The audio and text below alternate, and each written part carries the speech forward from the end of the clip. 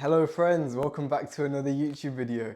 So a while ago I wanted to quit music, and a way to quit a bad habit is to understand what makes it such a bad habit. So it's been a while since I've uploaded on here, so I thought I'd give you an informative video back in the old whiteboard style. Or maybe you haven't seen my business channel. I used to do whiteboard style on there all the time. I used to like half fill in sentences to keep you engaged. But anyway, the first point is fake success. Fake success. So I want you to picture this. Imagine like those, those Instagram reels, like there's two Indians in the car, they're playing Timeless, and they're like, do, do, do, do, do, do, do, do. Ever since I was a kid, I mean legit, like that. Music has got these bare minimum guys who got nothing going for them in life. They're failing their classes. They've got no side hustles going. They got no girls. They're rude to everyone. They've not developed their character at all, but they go gym every day. Music has got these people feeling like they're successful already, because when you start listening to music, obviously we all know, like, you start like envisioning your dream life, how everyone's gonna like respect you, how you're gonna have a bunch of money and all this stuff. So it just gives you fake success. This is the same with scrolling, like, or watching YouTube videos. If you think you're being productive from watching a YouTube video, it's an idea of fake success. You're not actually being productive. You're not actually making any progress in your life. So it gives you fake success, music does. And it also, and I should add this in, I forgot about one point actually.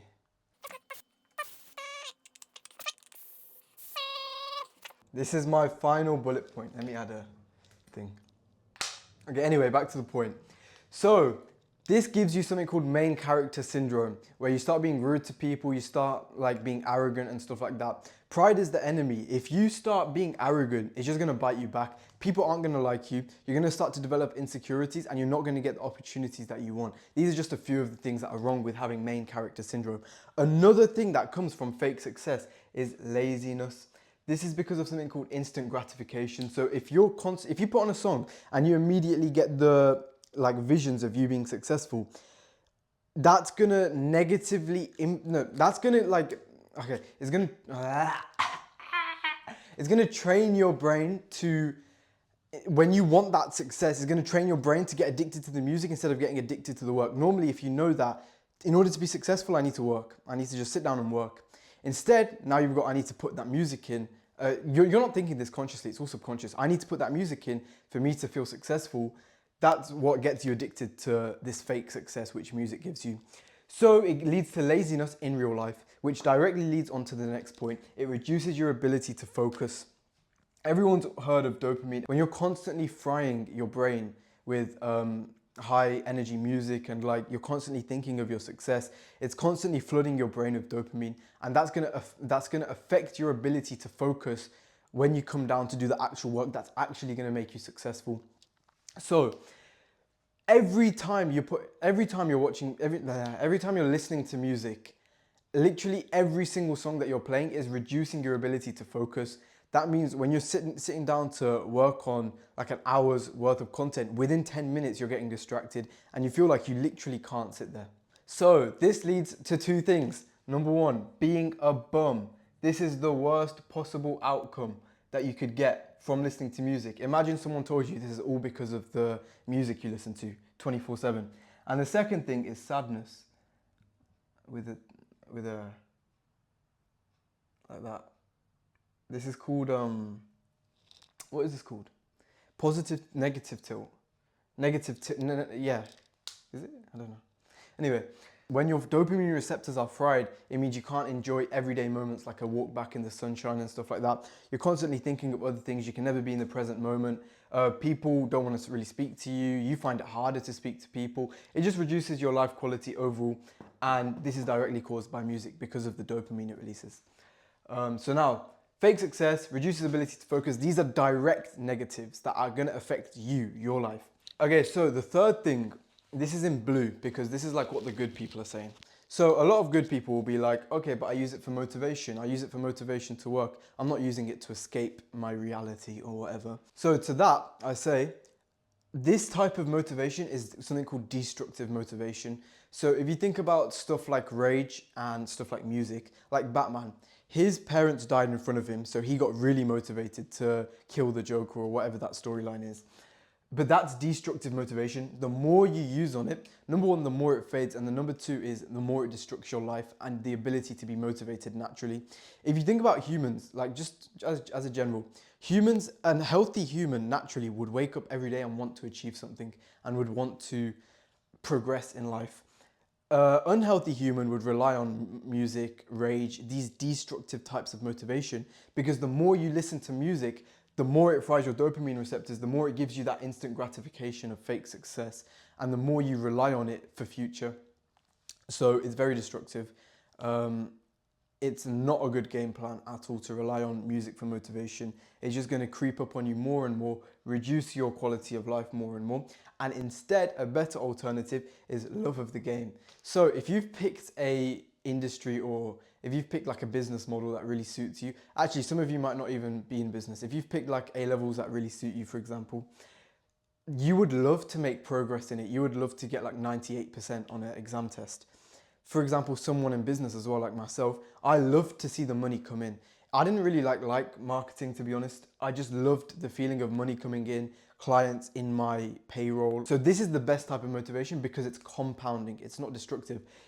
Over time, as you make more and more progress, you start to level up and you start to want to work more. Obviously, this means in the initial stages, it's going to be hard, but that's natural. It's going to be hard for everyone. If you keep pushing through, that means you'll be the exception in that batch of 1,000 people. Let me hydrate. So the fourth and final point, distraction, which I thought about on the spot, is that it gives you, like music, listening to music gives you fake goals, fake noise that's in your mind. So one of the key elements of this essay I read about how to do great work is by Paul Graham. He founded Y Combinator, which is basically the company that invests in a bunch of big startups like Airbnb, Stripe, Reddit, all of these places. He was the one who basically mentored them and saw potential in them. So he studied a bunch of high achieving people, and he realized that in order to succeed in life, you need to be free from distractions. So this ranges from things like TV, gossip, movies, movie nights and stuff like that. But it also includes music.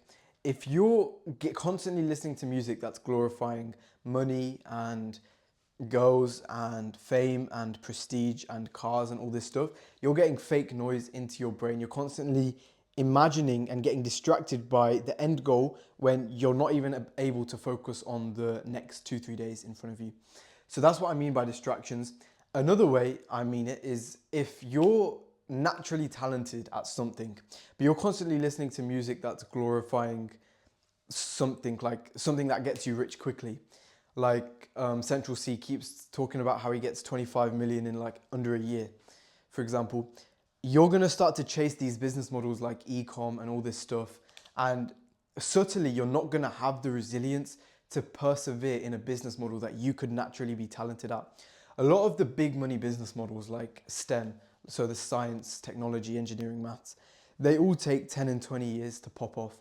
And if you're thinking after the first year, why am I not successful yet? This must not be the right path for me.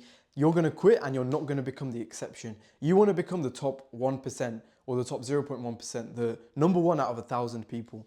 And if you're constantly listening to music, you're getting noise into your head that's going to encourage you to quit and to take a different path than the one that's best for you. If only you could just live without music and live in the present moment and be open to the intuition that comes to you and all of the thoughts that naturally come to you, you'd be a lot more, you'd live a life with a lot more clarity and you'd get better outcomes in life. You'd be happier as well. There would be no sadness, no long-term sadness anyway. You definitely wouldn't be a bum. If you lived without music and you were just focused on what you want to achieve, you definitely wouldn't be a bum.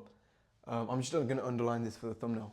Anyway, so yeah, that's the 4 points. I hope this has informed you.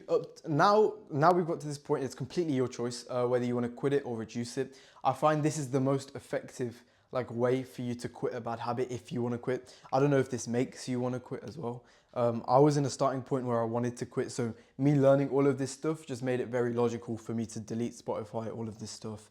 And it's just really easy for me to know that I'm progressing my wider life rather than just giving some short-term gratification to myself. So it's up to you. But if you do listen, if you do carry on listening to music, just know you're not going to be the best version of yourself.